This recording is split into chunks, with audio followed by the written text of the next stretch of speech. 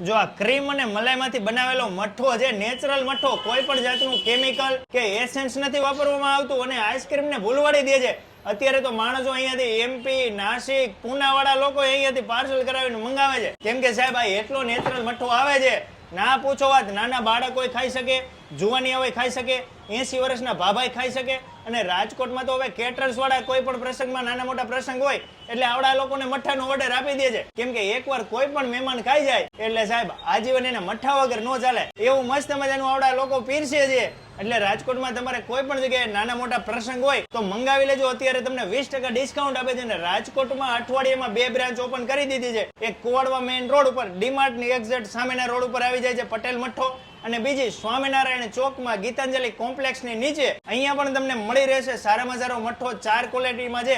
Real ખજાના, American dry fruit, રજવાડી મઠ્ઠો, pineapple મઠ્ઠો, રાજભોગ મઠ્ઠો, શ્રીખંડ મળે છે, કેરીનો રસય મળે છે અને કોઠી આઈસ્ક્રીમ અહીંયા તમને મળી રહે છે.